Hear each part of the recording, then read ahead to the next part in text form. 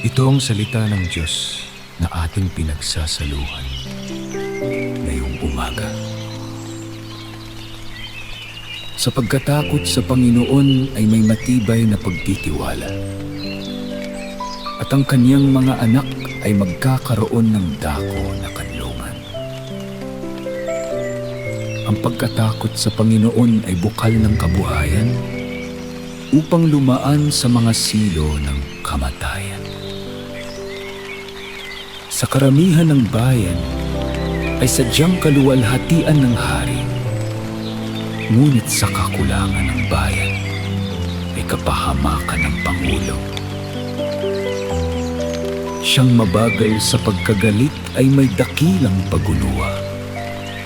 Ngunit siyang may madali ang loobin ay nagbubunyi ng kamangmangan. Sa gitna ng matinding kompetisyon at maingay na kaguluhan ng mundo, tulutan mo kaming makinig lamang sa iyong mahinahon at tapat na tinig.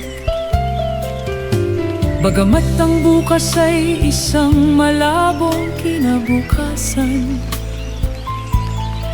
na hindi namin makita kahit isang hakbang sa harap,